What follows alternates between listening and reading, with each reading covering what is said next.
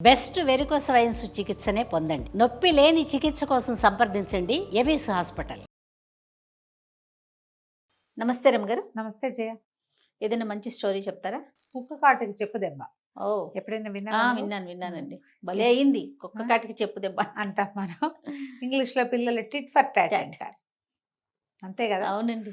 అంటే జనరల్ గా ఏంటంటే తాడిని దన్నేవాడు ఉంటే వాడు తలని దన్నేవాడు ఎప్పుడూ ఉంటాడు. ఎన్ని సామెతలు రమ్మగారు. నువ్వేదైనా ఒకటి ప్రయోగించావనుకో, తెలివితేటలు చూపిస్తే నీకంటే తెలివైన వాడు ఎవడో దాన్ని తెగొడుతూ ఉంటాడు. అంతే. మనం అప్పుడప్పుడు కొంతమందికి ఏమో తెలిసేలా, అందరికీ తెలిసేలాగా జరిగేవి కొన్ని మనకే అర్థమవుతుంది వీళ్ళు మన్నే ఏం చేశారు అని. అప్పుడప్పుడు అలా తెలుస్తుంది కదా. ఏం చేయాలో తెలియక నోరు గట్టిగా మూసుకొని ఊరుకుంటాం. ఎలాగా గుట్టు చప్పుడు కాకుండా ఊరుకుంటాం, అంతే కదా. ఒక కథ చెప్దాం దీని మీద, మళ్ళీ మంచి స్టోరీ ఉంది. తప్పకుండా. పూర్వం ఒక పల్లెటూరులోనంటే ఇద్దరు అన్నదమ్ములు ఉండేవాళ్ళు. ఏదో కాలం కలిసి రాక ఇద్దరు అన్నదమ్ములు విడిపోయారు. పక్క ఇళ్లల్లో ఉండేవాళ్ళు, ఎవరి వాటా వాళ్ళది. తమ్ముడికి కొంచెం ధనికుల అమ్మాయి వచ్చింది కొద్దిగా. ఆ వచ్చిన పావలాతోటి ఆయన కొంచెం పెంచుకుని ఓ 10 రూపాయలు చేసుకున్నాడు. అన్నయ్య సుమారుగానే ఉన్నాడు. అయితే ఇద్దరికి చేరుకో ఆడపిల్ల ఉన్నారు. పిల్లలిద్దరూ పెళ్ళిడికి వచ్చారు. ఈ పేదవాడైన అన్నయ్య కూతురు మంచి పనిమంతురాలు. పిల్ల ముందు నుంచి వాళ్ళ అమ్మ నాన్న ఇద్దరు డొక్కడెక్కడదు కానీ డొక్కడదు, పనులకు వెళ్ళిపోయేవాళ్ళు. పిల్ల ఇంట్లో పనులు సమర్థించటము, 4 చక్కగా వంట చేయటము, ఇల్లు అది సవరించడం చేసేది చిన్నప్పుడు.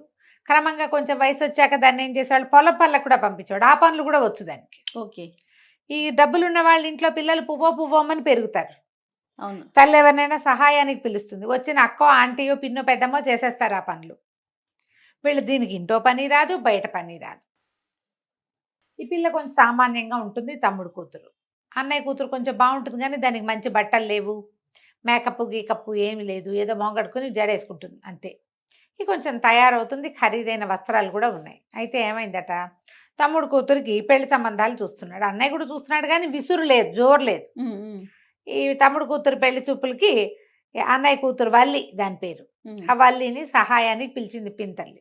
ఓకే, రావే కాస్త ఏదైనా చేసి పెడదు కానీ అంటే సరేనని వచ్చి చెల్లెలకి జడేసి వాళ్ళ ఇల్లు అది కొంచెం శుభ్రంగా చేసి, తర్వాత ఏవో 2-3 తినుబండారాలు చేయటంలో సహాయం చేసింది.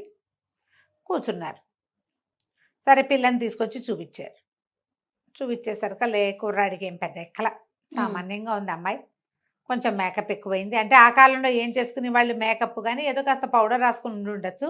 డాబుగా చీర అది గ్రాండ్గా ఉంది, బ్రైట్గా ఉంది. పువ్వులు తల నిండా, ఒంటి నిండా బంగారము.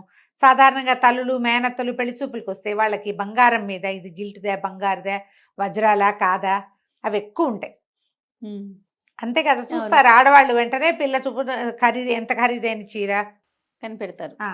పిల్ల ఎలా ఉంది, పాదాలు అవి వంకర్లు ఉన్నాయా ఇవి చూస్తారు. పట్టీలు ఎంత పెద్ద పెద్ద పట్టీలు పెట్టేవాళ్ళు.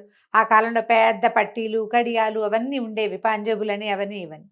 వీళ్ళంతా బంగారాన్ని చూస్తుంటే ఈ కుర్రాడేమో పిల్ల సామాన్యంగా ఉంది అండ్ ఒక చురుకుతనం లేదు ఈ పిల్లలో అనిపించింది.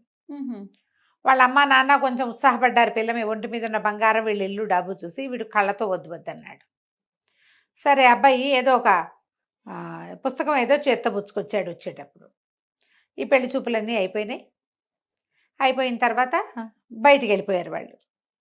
వెళ్ళిపోతే ఆ పుస్తకం వదిలిపెట్టి వెళ్ళాడు అబ్బాయి. వెళ్తే ఈ లోపల నుంచి బయటకు వచ్చి అప్పటిదాకా వల్లి కనపడలా, పెళ్లి కూతురునే చూశారు వచ్చిన పెళ్లి వాళ్ళు. హాల్ సవరించడానికి వచ్చింది ఆ పెళ్లి. ఇక్కడ తాగినవి, మంచినీళ్ళు తాగినవి, పళ్ళేలు, టిఫిన్లు తిన్న పళ్ళేలు, కుర్చీలు అవి అటు ఇటు జరిపారు. ఇవన్నీ సరిచేసి సామాన్లు లోపలికి మోసపోతూ అయ్యో ఈ పుస్తకం ఎవరిదో ఉండిపోయింది, పెళ్లి వాళ్ళది అనుకుని గబాలను ఏం చేసింది, ఆ పుస్తకం పుచ్చుకుని, వీళ్ళది కాదని తెలుసు, పొద్దున హాల్ తనేగా సర్దింది. గబుక్కుని వెళ్ళి ఏమండి మీ పుస్తకం వదిలిపెట్టారు తీసుకోండి అని పుస్తకం అందించి, వాళ్ళ నాన్నకంటే ఒక్క అడుగు వెనక్కేసిన పెళ్లి కొడుకు టకీమని ఆ పుస్తకం చేత్తో పుచ్చుకున్నాడు. పుచ్చుకున్నాక చూసి నువ్వెవరు, వీళ్ళ అమ్మాయివేనా అన్నాడు.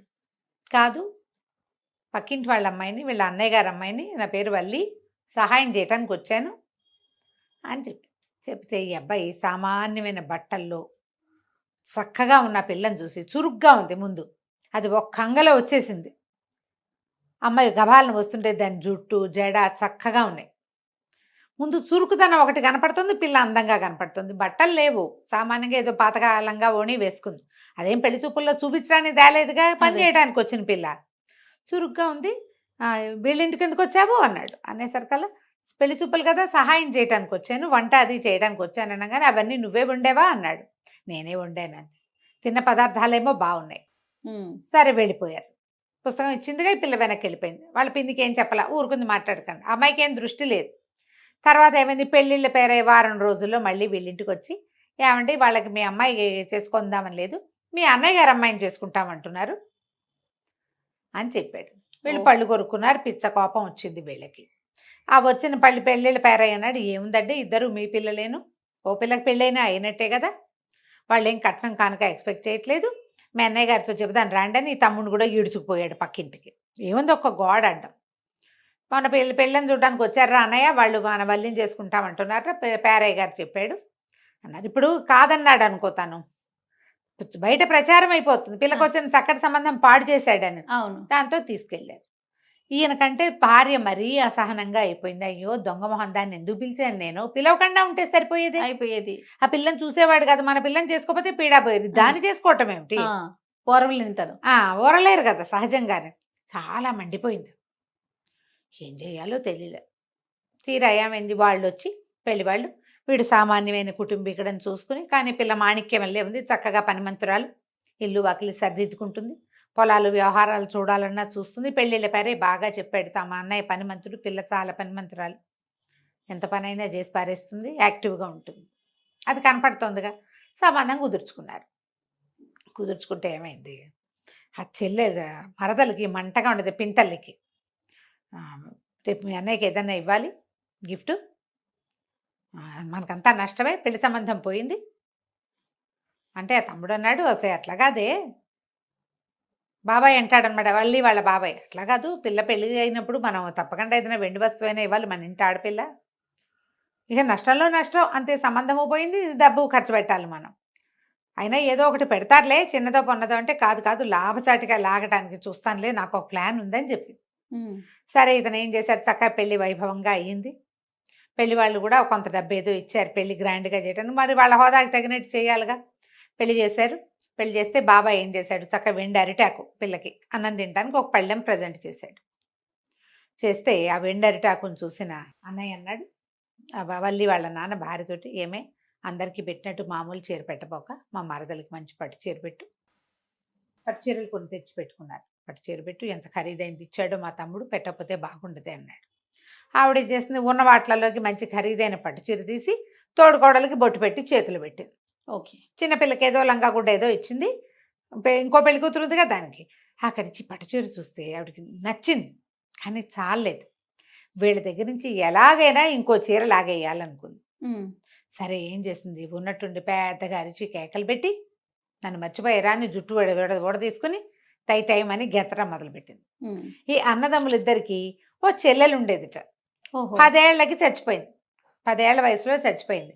మామూలుగా ఇట్లా ఏదైనా ఫంక్షన్లు ఉన్నప్పుడు ఆ పిల్ల పేరుతోటి ఓ జత బట్టలు అట్లా పళ్ళెల్లో పెట్టి దేవుడు అందరి ఇళ్లలో చేస్తారు, పెడతారుగా. పెద్దలకు పెట్టుకోవడంలో ఇట్లా చిన్నపిల్లలుగా చనిపోయిన వాళ్ళ పేరు మీద పెడతారు. ఇక లబో దిబోమని అరిచి కేకలు పెట్టి, నేను మీ చెల్లెల్ని, నాకేం చూడవా, నాకు అట్టా చేయవా, మంచి పట్టు చీర పెడితే కానీ నేను ఇక్కడి నుంచి పోను, పిల్ల పెళ్లి చేసుకుందాం అనుకుంటున్నావే అని అరిచొచ్చి కేకలు పెట్టేసరికి జనాలంతా ఇంకేముంది, వజ్రం వచ్చింది, చీర పెట్టు, ఇంకో పట్టు చీర పట్టుకురా అన్నారు. ఇంతలో ఏమైంది, ఆ పెళ్లి కొడుకు అటు ఇటు తిరుగుతున్నాడు, పెళ్ళి అయిపోయింది, అటు ఇటు తిరుగుతున్నాడు, పెద్ద కేకలు పెట్టి ఒక్క ఎగురెగిరి బల్ల మించి కిందకి దూకి అక్కడ ఉన్న అరటిగల భుజం మీద పెట్టుకుని అటు ఇటు తిరగటం మొదలుపెట్టాడు. పెట్టేసరికల్లా ఇంకేముంది, పెళ్లి వాళ్ళంతా కంగారు పడిపోయారు. అయ్య బాబోయ్, ఆంజనేయ స్వామి వచ్చేసాడు, పెళ్లి కొడుకు దేవుడు పూనుతున్నాడు, ఇంకేముంది, ఆంజనేయ స్వామి పూనిన చోట గాలి ధూళి ఉండకూడదు కదా, అంతేగా. అనగానే ఈవిడికి అర్థం కాలే, ఇప్పుడు నేను కంటిన్యూ చేయాలో వద్దో తెలియదు. కాస్త ఊపిరి తిప్పుకుని మళ్ళీ పెద్ద కేక పెట్టి మామూలు అయిపోయింది. జుట్టు మామూలుగా ముడేసుకుని నుంచి ఏం చేయలేకపోయింది, పళ్ళు కొరుక్కుంది. ఇప్పుడు ఆంజనేయ స్వామి వచ్చాక కూడా ఇది ఉందంటే దీంతో దొంగ వేషం అయిపోతుంది అంతే. ఒక 5 నిమిషాల తర్వాత పానకం ఏదో తెచ్చారు, బిసిరి గారు తమలపాకులు పెట్టి విసిరారు. మా పెళ్లి కొడుకు మామూలుగా అయిపోయాడు, భోజనం చేశాడు, అందరూ భోజనాలు చేశారు, పెళ్ళి అయిపోయింది. గోవిందా ఎవరి దారిని వాళ్ళు వెళ్ళిపోయాక సాయంత్రం మామగారు భయపడుతూ, అది భయం వేసినాము, ఈ దేవుడు వచ్చి పిల్లవాడిని ఏం చేస్తుందో, మన పిల్లతోటి ఎట్లాగో కష్టం కదా, దేవుళ్ళు రావడాలు అవి ఏంటి పూనకాలు ఏ టైంలో వస్తాయో తెలీదు. అదే అప్పట్లో మరీ ఆ నమ్మకాలు హెచ్చు. బాబు నీకు దేవుడు అది పోతూ ఉంటుందా, ఎవరెవరు వస్తారు నాయన పక్క పక్కనవి ఎవరు రారండి, ఎవరు రారు, మీ మరదలది దుర్బుద్ధి అని అర్థమైంది నాకు. లేకపోతే 10 ఏళ్లగా పిల్లప్పుగా చచ్చిపోయిన అమ్మాయికి పట్టు చీర ఎందుకు, నాకు లంగా పెట్టమని అడగాలి. అంతేగా. పట్టు లంగా కావాలని అడిగితే వేరే కథ. పట్టు చీర పెట్టమని ఎందుకు అడుగుతుంది, ఈవిడ వేషం వేస్తుందని నేను ఆ ఎత్తెత్తానండి అన్నాడు. సూపర్. అనేసరికి వాళ్ళు నవ్వుకున్నారు అందరూ. అదైతే ఎత్తేనని తెలిసిపోయింది కదా. ఆ అబ్బాయి ఎంత చక్కగానో చూసుకున్నాడు వల్లిని. వీళ్ళకి దేవుడు లాంటి అల్లుడు దొరికాడని సంతోష. దేవుడు పూనే అల్లుడు కాదు వీడు, దేవుడు లాంటి వాడు. లేకపోతే ఆ టైంలో పట్టు చీరైనా ఆ రోజుల్లో ఖర్చే కదా పాపం. పిల్ల కోసం కొన్న చీరలు ఏదన్నా పట్టు చీర తీసి పెట్టాలి, మళ్ళీ అమ్మాయి కచ్చుకోవద్దు కదా పాపం, పేదవాళ్ళు కదా. దేవుడు లాంటి అల్లుడు దొరికాడు, టిట్ ఫర్ టాట్. సూపర్. చాలా బాగుంది రమ్మగారు. నమస్తే అండి. నమస్తే.